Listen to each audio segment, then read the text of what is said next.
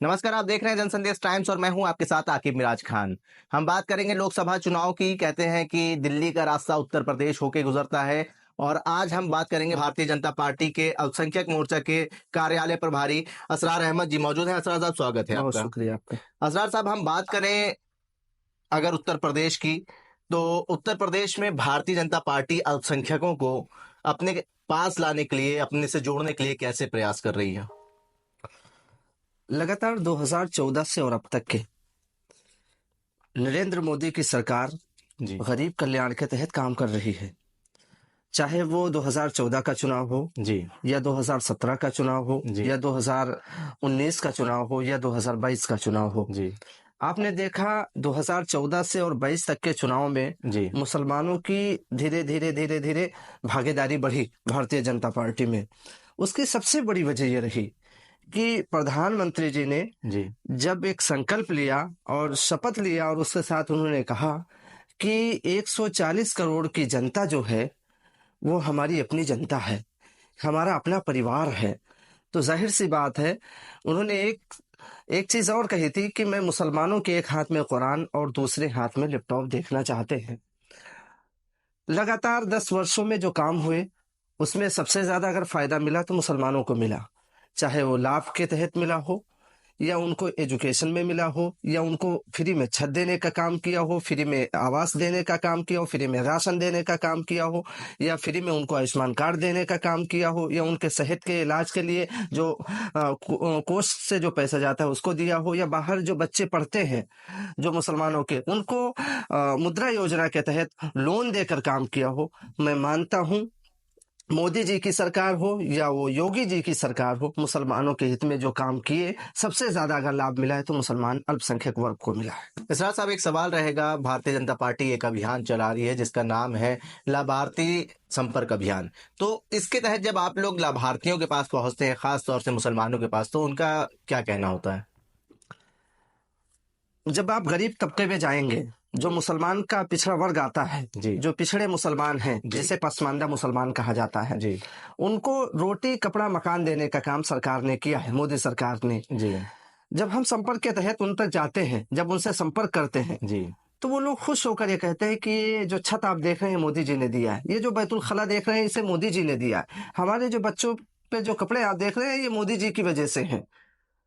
तो जाहिर सी बात है उनके दिल में भी एक उमंग है मोदी जी को लेकर कि मोदी जी ही ऐसे शख्स हैं कि उन्होंने उनके बच्चों को फ्री में एजुकेशन दे रहे हैं, उनके अच्छे इलाज के लिए आयुष्मान कार्ड दिया है, उनको छत दिया है, रोटी कपड़ा मकान दिया। यही इंसान की जरूरियात हैं जो आज पूरी हो रही हैं। एक सवाल रहेगा कि जिस तरीके से दूसरी पार्टियां हैं वो दावेदारी करती हैं मुस्लिम वोटर्स की, जैसे असदुद्दीन ओवैसी है, तो क्या असदुद्दीन ओवैसी के बयानों से क्या भारतीय जनता पार्टी को फायदा होता है? भारतीय जनता पार्टी ने कभी भी वोट बैंक की राजनीति नहीं की। जी कांग्रेस ने किया, सपा ने किया, जी बसपा ने किया और अब वही काम जो है हम्म, असदुद्दीन ओवैसी कर रहे हैं। जी मुसलमानों को आज जो हालात है मुसलमानों के, वो असदुद्दीन ओवैसी की देन है, जी वो कांग्रेस की देन है, बसपा सपा की देन है। 2022 में मुसलमानों ने सपा को वोट दिया, लगभग 85 या 90% के करीब में मुसलमानों ने सपा को वोट दिया और उसका खामियाजा क्या रहा? मुसलमानों को क्या दे दिया सपा ने?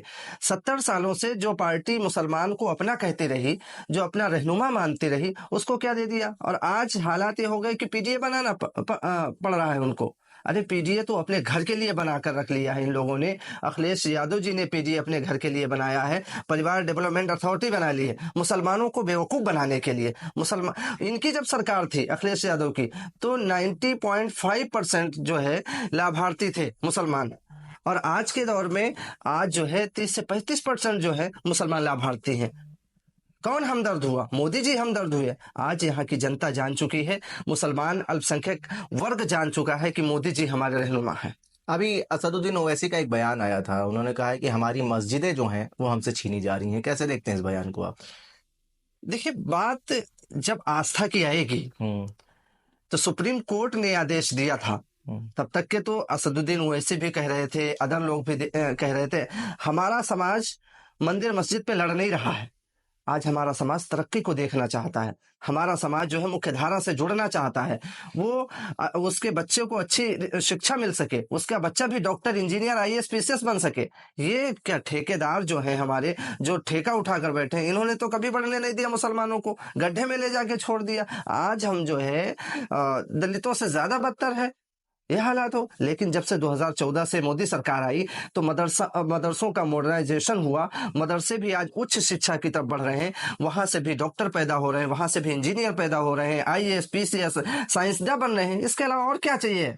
मुसलमान आज खुश है मोदी सरकार से, योगी सरकार से, उसको सुरक्षा मिल रही है, यहाँ उसको रहने के लिए अच्छी अच्छी व्यवस्थाएं मिल रही हैं, वो सुकून में है। ये दो चार चंद लोग जो हैं, जो रहनुमाई कर रहे हैं मुसलमानों की, इन्होंने मुसलमानों को इन्होंने मुसलमानों का वोट तो लिया लेकिन दंगे में ले जाके छोड़ दिया, उनके बच्चों को अशिक्षित रखा। शिक्षा अगर ये पा गए तो ये आगे बढ़ जाएंगे, हमारा वोट खत्म हो जाएगा, इसलिए वो राजनीति कर रहे हैं। एक सवाल रहेगा, जैसा कि आपने बताया था कि देश के प्रधानमंत्री नरेंद्र मोदी का ख्वाब था कि मदरसा में जो पढ़ रहे हैं छात्र, उनके एक हाथ में कुरान हो और एक हाथ में लैपटॉप हो। तो इसके तहत आधुनिक शिक्षा का प्रावधान करा गया था, लेकिन उत्तर प्रदेश में तमाम ऐसे आधुनिक शिक्षक हैं जिनको कई महीनों से या ये कहें कि सालों से उनको तनख्वाह नहीं मिली है। और बात करें कि आधुनिक शिक्षा क्या अब उत्तर प्रदेश में जारी रहेगी या बंद होने वाली है? मदरसों में जो आधुनिक शिक्षा है, अलग से उसको चलाने की कोई जरूरत नहीं थी। ये सरकार ने, सपा के दौर में ये काम हुआ था कि अलग से आधुनिक शिक्षा को जबरदस्ती लाया गया। ऑलरेडी पहले से आधुनिक शिक्षा मदरसों में दी जा रही थी। जो अनुदानित मदरसे हैं और जो गैर अनुदानित मदरसे हैं, दोनों का मसला था। और लगातार जारी और सारी, हत्ता कि जब वो एडेड होते हैं तो कंप्यूटर भी होता है, किताबें भी होती है, सारी चीजें जब प्रोवाइड कर, तो अलग से लाने की जरूरत नहीं थी। तो जो चीजें अलग से लाई गई सपा के दौर में, सरकार ने उसको अलग कर दिया, कहा ये अतिरिक्त खर्चा सरकार का है, इसको हटा के जो पहले से जो व्यवस्था थी सरकार की, उसको लागू रहना चाहिए और उस पर सरकार सक्षम है और जो भी उससे मदद होगी वो करेगी सरकार। बात करें कि इस बार उत्तर प्रदेश में समाजवादी पार्टी और कांग्रेस का गठबंधन हुआ है, तो आप जब मुसलमानों के बीच जा रहे हैं तो कौन से वादों को लेकर जा रहे हैं? और संकल्प पत्र जारी होना है तो उसमें मुसलमानों से कौन से वादे करेगी भारतीय जनता पार्टी? हमने आपसे क्या कहा कि हम वोट बैंक की राजनीति नहीं करते हैं। योजना चलती है, हिंदू को भी मिलती है, मुसलमान को भी मिलती है, सिख को भी मिलती है, ईसाई को भी मिलती है। पसमंदा का नाम आप ही ले रहे हैं ना बार बार। मैंने हमारे यहाँ जो योजना चली, चाहे वो आवास योजना हो, चाहे आयुष्मान कार्ड योजना हो, और चाहे वो फ्री में राशन देने की बात हो, हमने सबसे ज्यादा अगर किसी वर्ग को फायदा मिला है तो पसमंदाओं को मिला है, मुसलमानों को मिला है। तो इस बात से तो नकारा नहीं जा सकता। जो लोग अलग से लाते थे मुसलमानों के लिए, अतिरिक्त बजट लाते थे, उन्होंने क्या मुसलमानों के लिए तरक्की कर दी? आज तो मुसलमान यहाँ का शिक्षित हो रहा है, पढ़ लिख रहा है, सुकून में है, उसको व्यवस्था मिल रही है, उसको सुरक्षा मिल रही है। अब वो दंगाई नहीं बनना चाहता, अब वो शिक्षा लेना चाहता है, वो पढ़ना चाहता है, उसको रोजगार मिले, उसको हुनर हाट हो, चाहे वो गरीब नवाज स्किल डेवलपमेंट के तहत हो या अदर जो योजनाएं चल रही है सरकार की, उसमें वो भागीदारी चाहता है। एक सवाल और रहेगा, जिस तरीके से मुरादाबाद की बात करें या बनारस के बुनकरों की बात करें, तो मुरादाबाद में जो आंकड़ा था साल 2014 से पहले का, तो वो 22,000 करोड़ का लगभग वहां पे ब्रास का कारोबार होता था, और अब वो कारोबार 9,000 करोड़ तक रह गया है। इसकी क्या वजह है? और बुनकरों को तमाम समस्याएं आ रही हैं, उनका बिल का कुछ बकाया है, वो मामला भी अभी फंसा हुआ है, कब इसका समाधान निकलेगा? माननीय मुख्यमंत्री जी ने स्पष्ट कहा था थोड़े दिन पहले कि जो बुनकर हैं वो हमसे अलग नहीं है, उनके फ्लैट रेट भी कम किए जी, और कुछ चीजें विचाराधीन है, वो भी जल्दी समाधान पे आ जाएंगी। हम बुनकरों के साथ हैं, हमारी सरकार बुनकरों के साथ है। और किस तरीके से आप जा रहे हैं जनता के बीच? क्या कुछ संकल्प पत्र में आप लोग लाएंगे? और सबसे बड़ी बात यह है कि सुझाव भी मांगे जा रहे हैं, तो मुसलमानों के बीच जब जा रहे हैं तो मुसलमान क्या सुझाव देते हुए नजर आ रहे हैं? क्योंकि संकल्प पर सुझाव अभियान भी शुरू करा है भारतीय जनता पार्टी ने। आपके चैनल के माध्यम से मैं तो पूरे उत्तर प्रदेश की जनता से कहना चाहता हूँ, खासकर अपने मुस्लिम भाइयों से, कि आप भी अपना संदेश पत्र दें हमें और हमारे सरकार के बारे में, हम और आपके लिए क्या बेहतर कर सकते हैं, आपके बारे में क्या कर सकते हैं, उसके बारे में भी सुझाव आएंगे और इंशाल्लाह बेहतर होगा। आप देखेंगे जब 2024 का चुनाव होगा और जब वोट पड़ेगा तो ज्यादा से ज्यादा मुसलमान जो है, चाहे वो पिछड़ा समाज से आता हो या अगला समाज से आता हो, अधिकतर वोट देगा। जो हमारी मुस्लिम माँ और बहनें जिन्होंने 3 तलाक से मुक्ति पाई है, 370 जो हटा है, इन सब चीजों से बखूबी जो हमारी माँ बहनें हैं वो जानती हैं। 95% के करीब में जो तलाक की दर में जो कमी आई है, मुस्लिम बहनें जो हैं वो सुकून में हैं। वो भी मोदी जी को चाहती हैं, मोदी जी को शुक्रिया कहना चाहती हैं, मोदी जी को शुक्रिया कह भी रही हैं, मोदी भाईजान कह रही हैं। इससे ज्यादा और सवाल क्या हो सकते हैं। जब 2024 का वोट पड़ेगा तो शुक्रिया मोदी भाईजान के तहत माँ बहनें हमारी जो हैं वो भारतीय जनता पार्टी को वोट देंगी, तीसरी बार मोदी सरकार बनाने में अपना मजबूत कदम उठाएंगी। देखिए, अब जात, बिरादरी, धर्म से आपको ऊपर उठना पड़ेगा। किसने दावा किया, कहाँ दावा हुआ, इससे ऊपर आप उठिए। यहाँ का मुसलमान अब इन दावों को खोखला मानता है, इन दावों पे नहीं जाना चाहता है।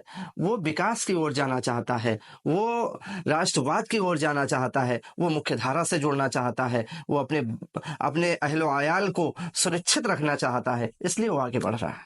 मोदी जी कहते हैं सबका साथ, सबका विकास, सबका विश्वास। तो क्या इस बार उत्तर प्रदेश लोकसभा चुनाव में मुसलमानों को हिस्सेदारी मिलेगी? मिल रही है। अभी तो टिकट दिया है डॉक्टर अब्दुल सलाम साहब को, और भी टिकट केरल में, अभी उत्तर प्रदेश में क्या हिस्सेदारी मिलेगी? जरूरत पड़ेगी तो हम आगे और भी देंगे। तो क्या आप ये मानते हैं कि मुसलमान नाकाबिल हैं राजनीति के? मैं ये भी नहीं मानता हूँ। मैं तो कह रहा हूँ आपसे कि सबका साथ, सबका विकास, सबका विश्वास, सबका प्रयास के तहत ही तो टिकट दिए जा रहे हैं। अभी तो बहुत सारे टिकट बांटे हैं, जरूरत पड़ेगी तो जरूर इंशाल्लाह हमारी सरकार मदद करेगी, देगी और लड़वाएगी और जिताएगी, उनको भी भागीदारी मिलेगी।